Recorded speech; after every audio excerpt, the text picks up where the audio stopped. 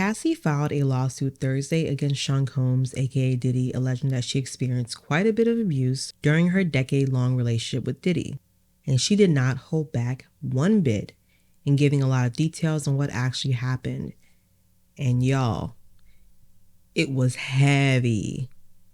If you're not in the right state of mind, please don't read this because it is triggering. Now, this is not the first time that Diddy has been accused of some form of physical abuse. In fact, there has been talk about Diddy for years, from his connection to the death of the rapper Tupac, to his mistreatment of his artists and staff, and his past relationships. Just so many different things have been said about Diddy.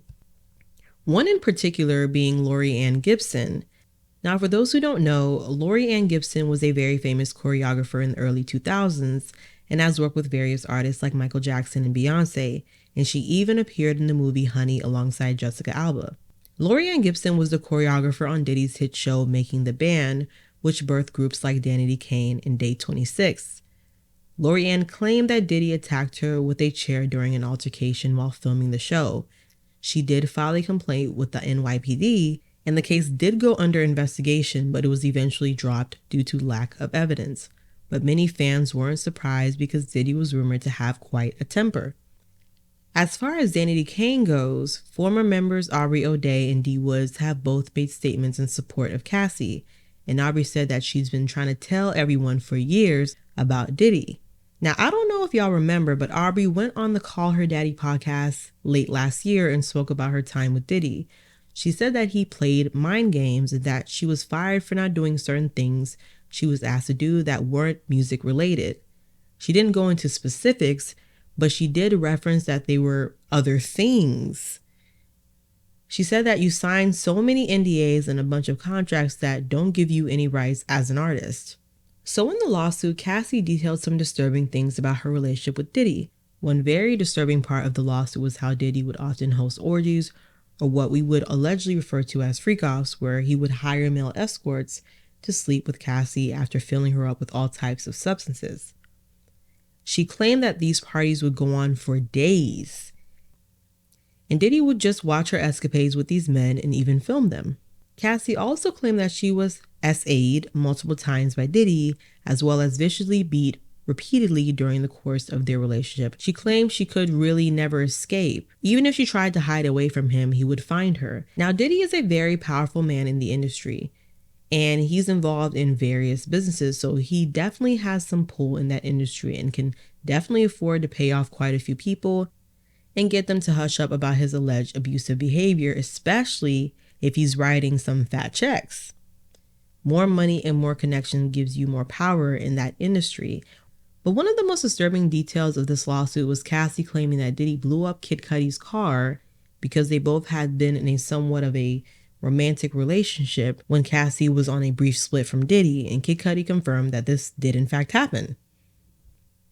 Now, no one knows Cassie's intentions for getting into a relationship with Diddy, but we do know that Diddy was strongly pursuing Cassie even though they both were already in relationships at the time. Maybe Cassie saw dollar signs and did it to further her career, or maybe he charmed her into a relationship with him using lavish gifts or a lavish lifestyle. We really don't know.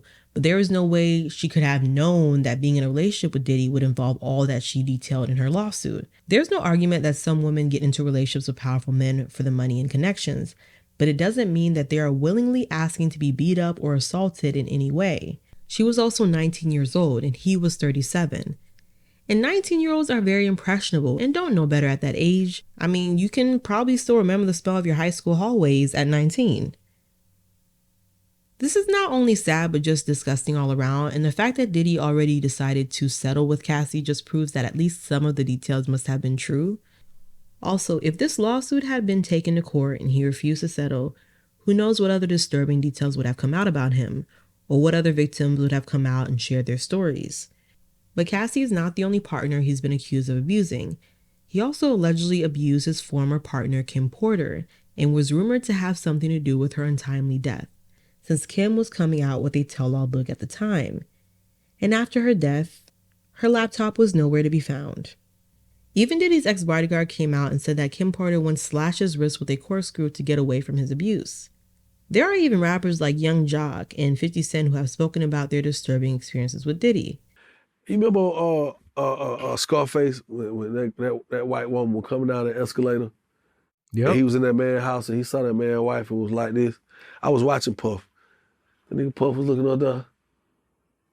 He saw this white woman.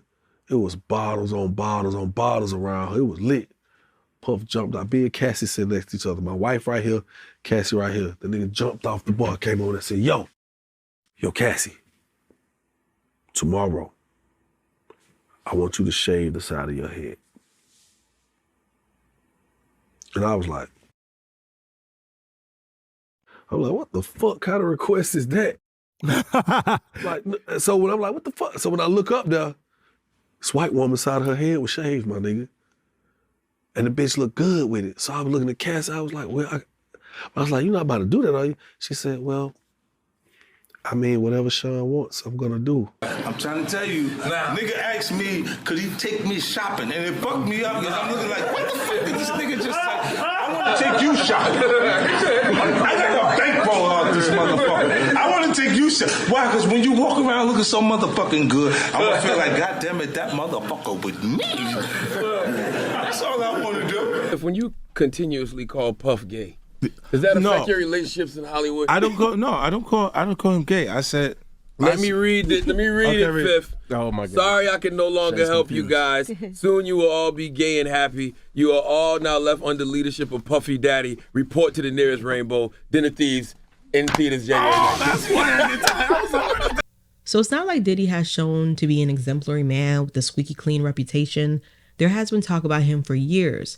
And when people in this industry keep talking about you, something is up. And it's not just the people I have mentioned before, but comedians as well, like Jay Farrow, warning influencer and comedian Desi Banks in so many words. You know, what are some things that you feel like I should look out for? You know, coming into the game. Like, you've been in the game for a long time, man. Somebody's house for. Yeah. Oh yeah. Stay away from that. Stay away from the take that mansion. That's all I'm gonna say. All right, stay away from that. All right. Second, they're laughing because they know it's true. I mean, just look at this video with Diddy and Justin Bieber. He looks straight up terrified, like he was staring at the devil himself. Who knows what Justin Bieber has seen or experienced? Another key point of this lawsuit was that Diddy, along with being Cassie's boyfriend, was also her boss and signed her to a 10-album contract.